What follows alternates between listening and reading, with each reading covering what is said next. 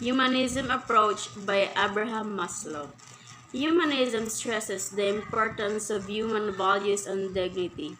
It proposes that people can resolve problems through the use of science and reason, rather than looking to religious traditions.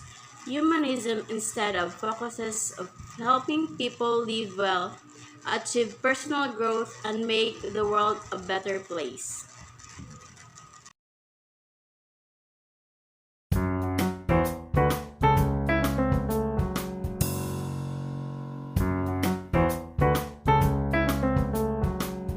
Humanistic theory approach engage social skills, feelings, and more. Humanistic psychology is a perspective that emphasizes looking at the whole individual and stress concepts such as free will, self-efficacy, and self-actualization. Humanistic psychology strives to help people fulfill their potential and maximize their well-being. Awoken early by the chatter of traffic below, Abraham Maslow rubbed his eyes and looked out of the window of his apartment. Imposing concrete towers were faintly visible against the dense, overcast sky, while pigeons pecked the pavement below. New York felt bare and colourless. Abraham slowly dragged himself out of bed and made his way to the subway station. He was on his way to his work as a psychology professor at Columbia University. It was a gloomy Monday morning in 1948. 3 years ago, the city had been full of celebration over the Allied victory in the Second World War, but celebrations had now made way for a cloud of sorrow across the city, as everyone came to grips with the horrors of war, the blood shed by American soldiers, and the lives lost. As the son of Jewish immigrants from Ukraine, Abraham was particularly affected. Every day, he was troubled by thoughts of the family he would now never meet. As the subway train pulled into his station, he wished he could do something to help everyone celebrate the joy of life once again. As Abraham got to his psychology department, he looked around and frowned. All of his colleagues, behavioral psychologists, were fixated on how different types of rodent were behaving in different types of cages. Maslow was fed up. He pursued psychology because he wanted to learn about people. All behavioral psychologists cared about were rats. But humans were different.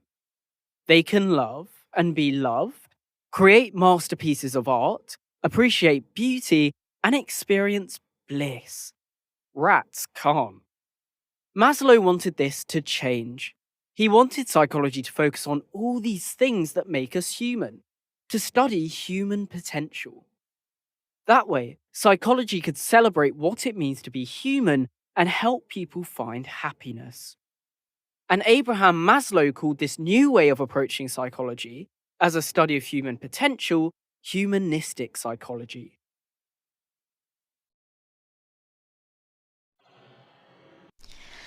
All right, let's talk about another theory of personality called the humanistic theory. But before I begin, I have to give you a little caveat.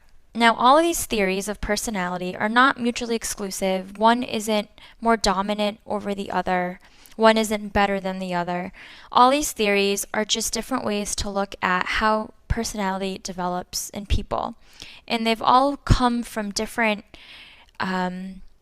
branches, you can say, of psychology, which is why they're from perspectives of different psychologists or theorists. Okay, so the humanistic theory says that individuals have free will and that we can actively develop ourselves to our highest potential and reach self-actualization. So free will is an important word, and the term self-actualization is also another defining word in this theory. So the primary difference between Freud's psychoanalytic theory and humanism is that Freud's theory was deterministic. So what I mean by that is that his theory says our behavior is determined by our unconscious desires. His theory also focuses on individuals who have these mental conflicts, and not all people. Now, the humanistic theory focuses on the conscious as opposed to the unconscious. And it also says that people are inherently good and that we are self-motivated to improve. And we want to always improve because we want to reach self-actualization. Now, the first major theorist of this theory was Abraham Maslow, and he formed the hierarchy of needs, which we can depict using a pyramid. So all of our needs are built upon each other in this pyramid. He says that we must first fulfill our physiological needs that form the base of the pyramid, and then we can work our way up. So after our physiological needs are met, our need for safety must be fulfilled, and then love, and then self-esteem, and lastly, self-actualization can be met. That sounds easy enough, right? We can all reach self-actualization. Well, what are some characteristics of self-actualizing people? Well, they must be self-aware, obviously.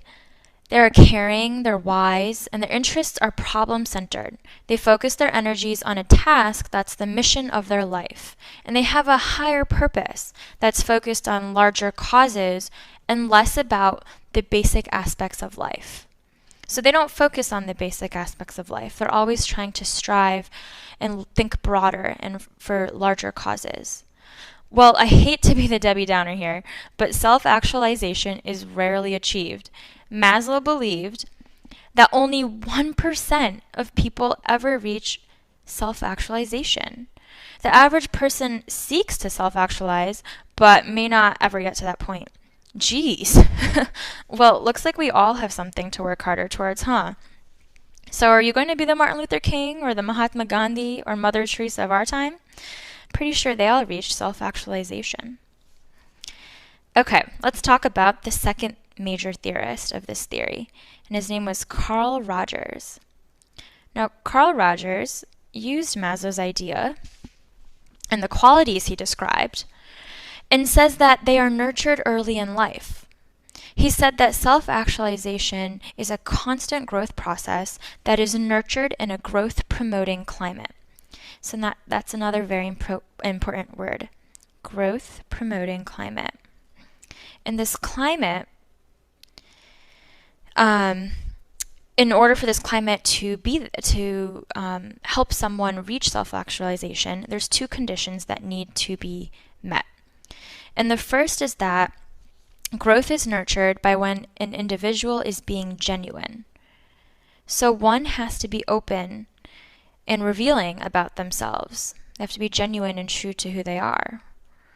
And the second condition that needs to be met is that growth is nurtured through acceptance, and acceptance from others. So one must receive acceptance and receive an unconditional positive regard from others. So what does that mean? For example, a parent may get upset at their child and punish them for doing something wrong, but they're going to still love their child and regard their child without any conditions, no matter what. So this allows us to be open and learn without fearing others are going to look at us differently if we do something wrong. And genuine relationships with others and acceptance is what allows us to live up to the ideals of our true, real self versus this ideal self that is bounded by conditions that people rarely can live up to.